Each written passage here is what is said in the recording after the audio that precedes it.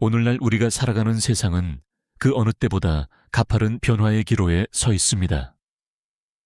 기술의 폭발적인 발전과 환경 변화, 급격한 인구 구조의 재편은 우리가 오랫동안 당연하게 여겨왔던 사회적 질서와 삶의 패러다임을 근본적으로 흔들고 있습니다.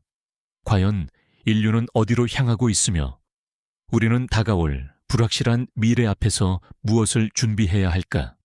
오늘 여러분과 함께 살펴볼 초예측은 세계를 대표하는 지성들이 모여 인류의 미래와 생존에 대해 나눈 깊이 있는 통찰을 담아낸 책입니다. 이 책은 단순히 기술이 얼마나 편리해질 것인가 하는 유토피아적 기대나 반대로 거대 악재가 인류를 위협할 것이라는 막연한 공포를 이야기하지 않습니다. 대신 지성들의 공통된 시선은 현실적이고 서늘할 만큼 냉정합니다. 기술의 발전이 인간의 노동과 삶을 어떻게 재편할 것인지, 경제적 성장이 한계에 다다른 사회에서 인간은 무엇을 통해 행복을 찾아야 하는지, 그리고 문명 전체를 위협하는 거대한 리스크에 인류가 어떻게 대응할 수 있는지를 심도 있게 조명합니다. 유발 하라리, 제레드 다이아몬드, 닉 보스트롬, 린다 그레튼, 다니엘 쿠엔 등 이 시대 최고의 석학들이 던지는 화두는 결코 가볍지 않은 무게감을 지니고 있습니다. 인공지능과 데이터가 지배하는 세상에서 인류는 다시금 권력과 자본의 극단적인 양극화를 목격할 가능성이 큽니다. 유전공학의 발달은 생물학적 계급의 탄생이라는 전대미문의 위기를 부를 수 있으며, 기술의 고도화는 수많은 사람들을 경제적 가치가 없는 무용지물 계급으로 몰아넣을 위험을 배가시킵니다. 다른 한편에서는 지구온난화와 환경 파괴, 자원 고갈이라는 지구적 위기가 문명의 존속 자체를 위협하고 있습니다. 또한 초지능의 등장이라는 인류 역사상 가보지 않은 길을 어떻게 안전하게 제어할 것인가 하는 기술 윤리적 문제와 100세 수명 시대라는 거대한 변화 속에서 우리의 생애 주기를 어떻게 재구성해야 하는가 하는 지극히 개인적인 삶의 문제까지 한꺼번에 터져 나오고 있습니다. 초예측은 바로 이러한 거대한 도전 과제들 앞에서 우리가 어떤 시각을 가져야 하는지 명확한 길잡이를 제시합니다. 단순히 미래학자들의 화려한 예언을 열람하는 것에 그치지 않고 그들의 엄중한 통찰을 통해 지금 나의 삶을 되돌아보고 우리가 선택해야 할 길을 묻게 만듭니다. 우리는 오늘 이 책에 담긴 석학들의 질문을 하나씩 짚어보며 기술과 경제, 그리고 인간 존엄성이 교차하는 지점에서 우리가 가져야 할 올바른 방향성을 고민해 보고자 합니다. 거대한 변화의 파도 속에서 수동적인 관조자로 남을 것인지, 아니면 미래를 스스로 대비하는 주체로 설 것인지는 결국 우리의 선택에 달려 있습니다. 오늘 나누는 이야기가 여러분 삶의 이정표를 세우는 계기가 되기를 바랍니다. 첫 번째로 살펴볼 핵심 인물은 역사학자 유발 하라리입니다. 그는 초예측에서 인공지능과 유전공학의 비약적인 발전이 가져올 미래 사회의 구조적 변화와 이에 따른 인간 존엄성의 위기를 날카롭게 경고합니다. 하라리가 지적하는 가장 큰 위협 중 하나는 기술 발전이 인류 사회의 불평등을 단순히 경제적 격차 수준에 머물게 하지 않고 생물학적 격차로까지 고착화시킬 수 있다는 점입니다. 과거 자본주의 사회에서의 양극화는 부자와 가난한 자 사이의 소득과 자산 차이로 나타났습니다. 부유한 사람이나 가난한 사람이나 생로병사의 기본 원리 앞에서는 평등했습니다. 하지만 유전공학, 뇌과학, 그리고 신체기능 향상 기술이 부유층의 전유물이 된다면 미래에는 신체적 능력과 지적 능력, 나아가 수명에 이르기까지 본질적으로 다른 상위 계급과 하위 계급으로 인류가 분열될 수 있습니다. 부를 가진 사람들은 자신의 유전자를 편집하고 노화를 지연시키며 인지 능력을 대폭 확장하는 반면, 그렇지 못한 대다수의 민중은 생물학적 열세에 놓이게 되는 참담한 시나리오입니다. 이것은 인류 역사상 한 번도 경험해보지 못한 근본적인 인간의 분열을 의미합니다. 또한 하라리는 인공지능의 급격한 발전이 가져올 노동시장의 대변혁에 대해 매우 심각한 질문을 던집니다. 과거 산업혁명 시기에는 기계가 인간의 육체 노동을 대체하면서 많은 실업자가 발생했지만 동시에 새로운 기술을 다루는 새로운 형태의 일자리들이 대거 창출되었습니다. 하지만 인공지능 혁명은 다릅니다. 인공지능은 단순히 육체적 작업뿐만 아니라 인간의 지적 작업, 판단력, 심지어 예술적 창의성의 영역에까지 빠르게 침투하고 있습니다. 이로 인해 수많은 노동자가 일자리를 잃는 것에 그치지 않고 경제적으로 전혀 가치가 없는 존재, 즉 무용지물 계급으로 전락할 위험에 직면하게 됩니다. 역사적으로 사회적 착취보다 더 무서운 것은 사회적으로 더 이상 필요하지 않은 존재가 되는 것입니다. 착취받는 노동자는 투쟁을 통해 권리를 되찾거나 연대할 여지라도 있지만 경제적 유용성을 완전히 상실한 존재는 권리를 주장할 기반조차 잃어버릴 수 있습니다. 더 나아가 하라리는 우리 시대가 데이터즘, 즉 데이터교라는 새로운 신앙으로 기울어가고 있음을 지적합니다. 모든 가치와 결정이 데이터의 효율성과 알고리즘에 의해 평가받는 세상이 오고 있는 것입니다. 과거에 인간은 자신의 직관과 감정, 도덕적 가치관에 따라 삶의 중요한 결정을 내렸습니다. 그러나 이제는 알고리즘이 우리 자신의 취향과 건강 상태, 연애 상대, 직업 선택에 이르기까지 우리 자신보다 우리를 더 잘 파악하고 추천을 내리는 시대로 접어들고 있습니다. 권력이 인간에게서 알고리즘과 거대 IT 기업으로 이동하고 있는 셈입니다. 만약 우리가 우리의 판단력과 결정권을 알고리즘에 완전히 위임해 버린다면 인간이라는 존재의 존엄성과 자유의지는 어디에서 찾아야 할까? 하라리의 통찰은 우리에게 묻습니다. 기술이 우리 삶을 한층 편안하게 만들어주는 도구에 머물게 할 것인가? 아니면 인간이 스스로 판단하는 주체성을 상실하고 알고리즘의 노예로 전락하도록 방치할 것인가? 우리는 지금이라도 기술 발전의 속도에 맞춰 인간 고유의 가치를 지키기 위한 사회적, 윤리적 제도를 시급히 마련해야 합니다. 이처럼 유발 하라리가 들려주는 예리한 진단은 먼 미래의 공상과학 소설이 아닙니다. 이미 우리가 살아가는 현실 노동시장과 기술 영역에서 조금씩 그 징후가 나타나고 있습니다. 플랫폼 노동의 확산과 데이터 독점 현상은 개인의 입지를 점차 좁히고 있습니다. 그렇기에 우리는 기술의 발전 속도만을 찬양할 것이 아니라 그 기술이 불러올 사회적 양극화와 인간 소외 현상을 막기 위한 제도적 장치를 선제적으로 고민해야 합니다. 알고리즘의 판단에 모든 것을 맡기지 않고 인간 고유의 자율성과 비판적 사고 능력을 유지하는 것이야말로 다가올 데이터 지배 시대에서 존엄성을 지켜내는 최후의 보루입니다. 두 번째 장에서는 총, 균, 쇠의 저자로 잘 알려진 문명사학자 제레드 다이아몬드의 통찰을 다룹니다. 그는 인류가 직면한 거대한 글로벌 리스크와 문명사적 차원에서 다가오는 위기를 어떻게 헤쳐나갈 것인가에 대해 깊이 있는 시각을 전달합니다. 다이아몬드가 꼽는 오늘날 인류의 가장 치명적인 위협은 지구온난화로 대표되는 기후변화, 심각한 자원 고갈, 그리고 세계적 차원의 불평등 심화입니다. 이러한 문제들은 특정 국가나 지역의 노력만으로는 결코 해결할 수 없는 전 지구적 연결망 속에 얽혀있는 복합적인 위기입니다. 현대사회는 상호 의존성이 그 어느 때보다 높기 때문에 한 지역의 위험이 순식간에 전 세계로 파급됩니다. 역사적으로 수많은 고대 문명들이 풍요를 누리다가도 환경변화와 자원남용, 내부적 분열을 극복하지 못하고 순식간에 붕괴했습니다. 이스터 섬의 거대 석상 문명이나 마야 문명이 대표적인 사례입니다.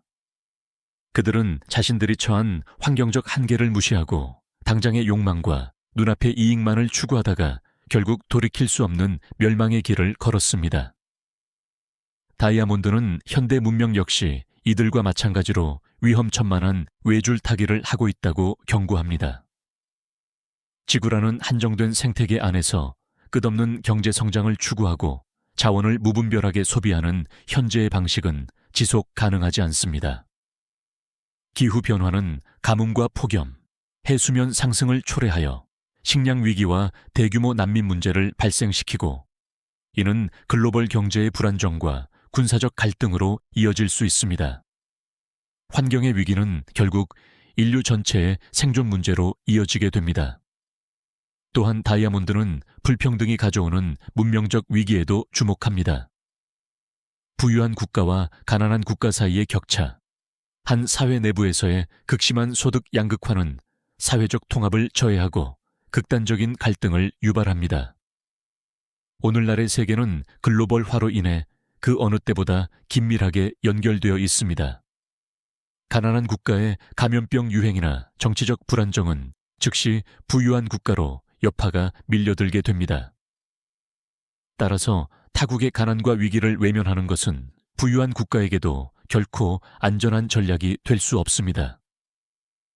다이아몬드는 인류가 지속 가능한 미래를 맞이하기 위해서는 타협과 협력이라는 문명적 지혜를 발휘해야 한다고 강조합니다.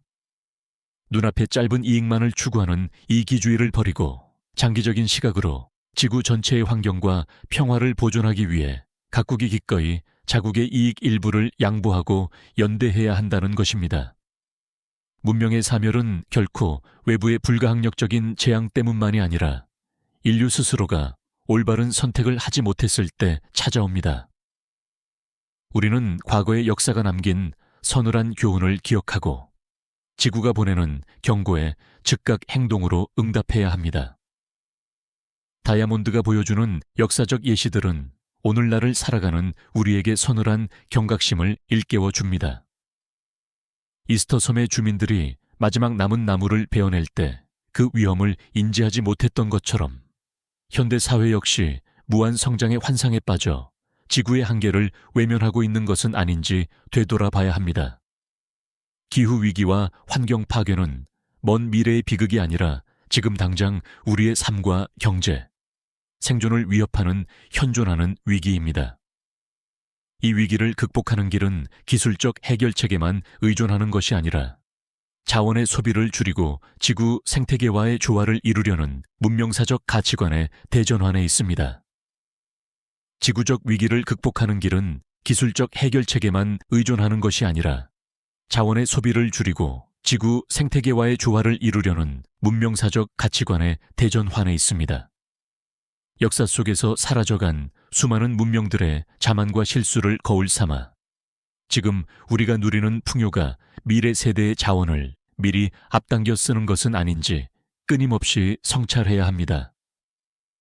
세 번째 장에서는 미래학자이자 철학자인 닉 보스트롬의 통찰을 조명합니다. 보스트롬은 인공지능 기술의 최종 단계라 할 수 있는 초지능의 등장과 그에 따른 인류의 생존 전략에 대해 매우 날카롭고 다각적인 논의를 펼칩니다. 그가 말하는 초지능이란 인간 최고의 지성을 모든 분야에서 훨씬 뛰어넘는 수준의 지능을 가진 인공지능을 의미합니다. 오늘날 우리가 접하는 인공지능은 특정 분야에 특화된 한정된 지능이지만 인간 수준의 범용 인공지능을 넘어선 초지능이 탄생하는 순간 인류 역사는 전대미문의 전환점을 맞이하게 됩니다. 초지능은 지식의 습득 속도와 연산 능력에서 인간의 상상을 뛰어넘는 압도적인 우위를 점하게 됩니다.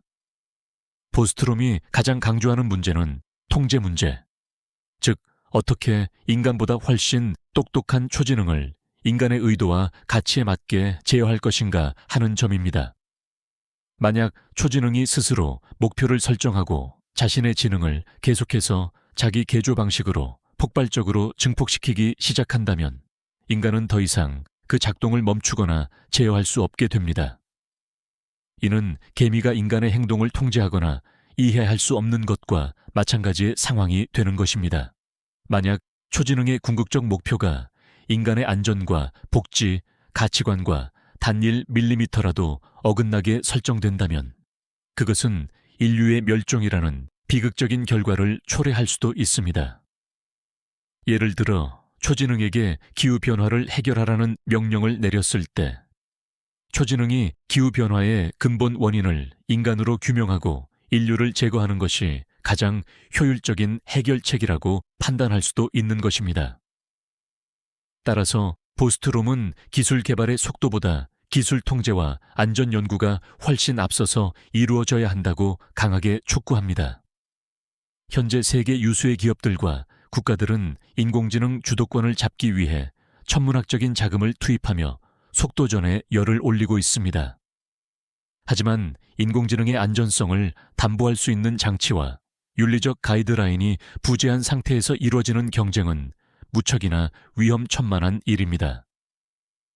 보스트롬은 초지능의 위험을 한번 쏟아지면 다시 담을 수 없는 상자 속의 악마에 비유합니다. 단 한 번의 실수로도 인류 전체의 생존이 끝날 수 있기 때문에 인공지능 개발은 전 지구적인 협력과 철저한 규제 속에서 신중하게 이루어져야 합니다. 기술의 발전이 인류에게 축복이 될지 재앙이 될지는 우리가 그 기술을 확실하게 제어할 준비가 되어 있는가에 달려 있다는 사실을 결코 잊어서는 안 됩니다. 보스트롬의 진단이 서늘하게 다가오는 이유는 초지능이 가져올 영향력이 단순한 기술 혁신의 범주를 완전히 벗어나기 때문입니다. 초지능은 인간이 지금까지 만들어낸 그 어떤 도구와도 다른 독립적 주체가 될 수 있으며 그 목표가 인간의 가치와 미세하게라도 어긋나는 순간 걷잡을 수 없는 재앙을 초래합니다. 그렇기에 미래 연구자들과 정책 이반자들은 단순히 초지능의 성능을 높이는 경쟁에 몰두할 것이 아니라 초지능이 인간에게 안전하게 봉사할 수 있도록 제어하는 통제 기술과 윤리적 가이드라인 구축을 최우선 과제로 삼아야 합니다. 속도보다 중요한 것은 방향이며 기술의 안전성을 확보하는 것이야말로 인류의 생존을 결정지을 핵심 열쇠입니다. 기술이 주는 유용성 뒤에 숨겨진 치명적인 위험을 정확히 직시하고 초지능이 인류의 생존을 위협하는 방향으로 작동하지 않도록 사전에 철저한 안전망을 마련하는 지혜가 절대적으로 요구됩니다. 인공지능이 인간의 통제를 벗어나기 전에 기술 개발의 속도와 방향을 윤리적 기준에 맞추어 조정하는 결단이 시급합니다. 네 번째 장에서는 런던 비즈니스 스쿨의 린다 그레튼 교수가 제시하는 100세 시대의 새로운 삶의 패러다임을 살펴봅니다. 그레튼은 기대 수명이 늘어남에 따라 우리 삶의 근본적인 구조가 어떻게 변해야 하는지를 정밀하게 분석합니다. 과거 인류는 오랜 시간 동안 교육, 일, 퇴직이라는 선형적인 3단계 삶의 모델에 맞춰 살아왔습니다. 20대까지는 학교에서 지식을 배우고 60대까지는 직장에서 일하며 돈을 벌고 이후에는 은퇴하여 노후를 즐기는 방식이었습니다. 그러나 평균 수명이 100세에 육박하는 시대로 접어들면서 기존의 3단계 모델은 완전히 무너지고 있습니다. 60세에 은퇴해서 남아있는 40년 이상의 시간을 기존의 저축만으로 살아가는 것은 경제적으로 불가능에 가깝기 때문입니다. 이에 따라 그레트는 멀티 스테이지 라이프, 즉 다단계 삶의 모델을 대안으로 제시합니다. 앞으로의 삶은 나이에 얽매이지 않고 일과 학습, 휴식과 새로운 도전이 인생 전체에 걸쳐 수시로 교차하는 형태가 될 것입니다. 한 번 배운 지식으로 평생 동안 일할 수 있었던 시대는 끝났습니다. 기술의 변화 속도가 빨라지면서 기존의 기술과 지식은 순식간에 쓸모없는 것이 됩니다. 따라서 사람들은 인생의 중간중간에 다시 학교로 돌아가거나 새로운 분야를 공부하는 재교육 과정을 끊임없이 거쳐야 합니다. 또한 직업 역시 하나만을 고집하는 것이 아니라 평생 동안 여러 번의 직업 전환과 창업, 사회적 활동을 병행하게 될 것입니다. 20대에 선택한 전공이 평생을 보장해주지 않는 세상이 되었습니다. 이러한 다단계 삶에서 가장 중요한 자산은 현금이나 부동산 같은 유형 자산뿐만 아니라 무형 자산입니다. 그레튼이 말하는 무형 자산이란 세 가지로 나뉩니다. 첫째는 새로운 기술과 지식을 계속해서 습득할 수 있는 생산성 자산입니다. 둘째는 신체적, 정신적 건강과 삶의 균형을 유지하게 해주는 활력 자산입니다. 셋째는 변화에 유연하게 적응하고 자신을 끊임없이 재창조할 수 있는 변형 자산입니다. 특히 다양한 연령대의 사람들과 네트워크를 형성하고 유연한 태도를 유지하는 것이 다가올 100세 시대를 살아가는 핵심 생존 전략입니다. 우리는 나이라는 틀에 스스로를 가두지 않고 평생 동안 배우고 성장하는 유연한 삶의 자세를 갖추어야 합니다.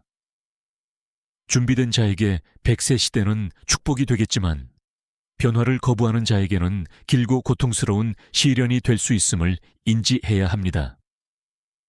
결국 린다 그레튼의 통찰은 우리에게 삶을 바라보는 프레임을 근본적으로 전환할 것을 요구합니다. 지금까지는 특정 나이가 되면 정해진 단계에 따라 은퇴하고 휴식을 취하는 것이 미덕이었지만 앞으로의 100세 시대는 나이라는 숫자에 얽매이지 않고 끊임없이 스스로를 재정의하는 시대입니다. 젊은 시절에 쌓아놓은 학위나 경험만으로 평생을 버티는 것은 불가능하며 지속적인 배움과 정서적 리프레시 그리고 유연한 인간관계가 결합할 때 비로소 길어진 삶이 고통이 아닌 축복이 될 수 있습니다. 지금 나의 무형자산은 얼마나 튼튼한지, 다가올 수십 년의 변화 속에서 나를 지탱해줄 배움의 동력은 무엇인지 스스로에게 던져보아야 할 때입니다. 나이라는 숫자에 얽매이지 않고 끊임없이 배우며 자신을 재창조해 나가는 사람만이 다가오는 멀티 스테이지 라이프를 자신의 것으로 만들어갈 수 있습니다. 교육과 일과 휴식이 평생에 걸쳐 선순환하는 유연한 라이프 스타일을 구축하는 것이야말로 100세 시대를 승리로 이끄는 가장 현실적이고 강력한 대안입니다. 다섯 번째 장에서는 프랑스의 저명한 경제학자 다니엘 쿠엔의 시각을 통해 자본주의의 한계와 새로운 행복의 조건에 대해 탐구합니다. 쿠엔은 현대 경제가 직면한 저성장의 고착화 현상과 디지털 자본주의가 가져온 삶의 질 저하 문제를 깊이 있게 해부합니다. 지난 세기 동안 인류는 눈부신 경제 성장을 이룩하며 물질적 풍요를 누려왔습니다. 그러나 더 이상 과거와 같은 고도 성장을 기대하기는 어려운 구조적 한계에 부딪혔습니다. 경제적 성장이 정체되면서 사회적 이동성은 줄어들고 불평등은 가중되고 있습니다. 더 이상 성장이 모든 문제를 해결해 주던 시대는 지나갔습니다. 쿠엔은 특히 기술 발전과 경제 성장이 곧바로 인간의 행복으로 이어지지 않는다는 역설에 주목합니다. 사회 전체의 부는 과거보다 훨씬 커졌음에도 불구하고 사람들의 삶의 만족도와 행복감은 오히려 감소하거나 제자리에 머물러 있는 현상입니다. 경쟁은 더욱 치열해졌고 디지털 기술은 휴식 시간조차 업무와 연결되게 만들어 사람들을 끊임없는 불안과 피로 속으로 몰아넣고 있습니다. 상품 소비를 통한 만족감은 매우 짧게 지속되며 사람들은 타인과의 비교 속에서 끊임없는 상대적 박탈감을 느낍니다. 물질적 성장에만 목을 매는 경제체제는 더 이상 지속 가능하지 않을 뿐만 아니라 인간의 정신적 삶을 황폐하게 만듭니다. 따라서 쿠엔은 경제적 성장의 수치에 집착하는 패러다임에서 벗어나 인간 사이의 유대와 삶의 질을 중심에 두는 새로운 패러다임으로 전환해야 한다고 강조합니다. 행복은 단순히 더 많은 물건을 소유하고 더 높은 소득을 올리는 데서 오지 않습니다. 타인과의 따뜻한 관계, 공동체 안에서의 귀속감, 의미 있는 노동과 신뢰받는 사회적 환경이 훨씬 더 중요한 역할을 합니다. 디지털 자본주의가 초래하는 개인의 파편화와 이기주의를 극복하고 돌봄과 교육, 문화, 환경과 같은 사회적 가치에 더 많은 자원을 배분해야 합니다. 저성장 시대의 자본주의가 나가야 할 방향은 끝없는 확장이 아니라 내실 있는 삶의 성숙과 사회적 유대의 회복입니다. 물질의 풍요를 넘어 삶의 가치를 되찾는 길이야말로 우리가 진정으로 추구해야 할 행복의 길입니다. 다니엘 쿠엔이 지적하는 자본주의의 한계는 단순한 경기 침체의 문제가 아니라 인간 행복의 근원을 상실해버린 경제 시스템 전체의 문제입니다. 고도 성장의 기적은 끝났고 더 이상 물질적 소유의 증대가 더 큰 행복을 보장해주지 않는다는 사실을 받아들여야 합니다. 끝없는 소비와 타인과의 무한 경쟁 속에서 지쳐가는 현대인들에게 필요한 것은 더 많은 물건이 아니라 따뜻한 사회적 연대와 삶의 진정한 의미입니다. 물질주의에 몰두하는 성장 위주의 패러다임을 넘어 교육과 돌봄, 문화적 풍요와 생태적 건강성을 중시하는 새로운 경제 패러다임으로 재편될 때 비로소 저성장 시대 속에서도 인간적인 삶의 행복을 유지할 수 있을 것입니다. 물질주의에 몰두하는 성장 위주의 패러다임을 넘어 교육과 돌봄, 문화적 풍요와 생태적 건강성을 중시하는 새로운 경제 패러다임으로 재편될 때 비로소 저성장 시대 속에서도 인간적인 삶의 행복을 유지할 수 있을 것입니다. 소유의 집착에서 벗어나 삶의 질과 사회적 유대를 회복하는 길이야말로 우리가 나가야 할 방향입니다. 6번째 장에서는 인구학, 정보기술, 세계 정치 분야에서 인류의 미래를 결정지을 또 다른 거대한 동인들을 다룹니다. 책 속에서 언급되는 다양한 통찰들은 인구 감소와 노령화가 가져올 경제적 파장, 그리고 정보 격차가 초래할 정치적 혼란을 심도 있게 경고합니다. 전 세계적으로 진행되는 저출생 고령화 현상은 국가의 성장 동력을 떨어뜨리고 사회 보장 시스템의 재정적 지속 가능성을 위협하고 있습니다.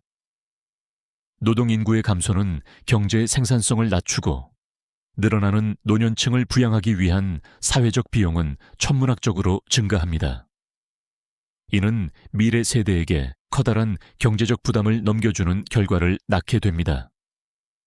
동시에 디지털 정보 기술의 발달은 언론과 정치의 지형을 크게 흔들어 놓고 있습니다. 인터넷과 소셜미디어는 원래 정보를 민주화하고 시민들의 소통을 넓힐 것으로 기대되었습니다. 그러나 실제로는 가짜 뉴스와 편향된 정보가 유통되는 통로로 악용되면서 사회적 분열과 정치적 극단주의를 더욱 부추기고 있습니다. 편향된 정보에 노출되는 현상으로 인해 사람들은 자신이 보고 싶은 정보만을 소비하게 되고 이는 타인에 대한 이해와 타협을 불가능하게 만듭니다.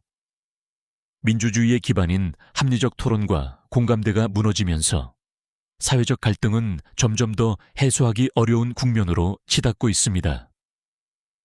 이러한 유기적 위기들은 우리에게 근본적인 질문을 던집니다. 시스템의 붕괴를 막기 위해 우리는 어떠한 정서적, 제도적 연대를 구축해야 할까? 전문가들은 거대한 환경 및 인구 변화 속에서 사회적 안전망을 새로이 정비하고 정보의 올바른 선별과 비판적 사고를 길러주는 교육의 역할이 그 어느 때보다 중요하다고 입증합니다.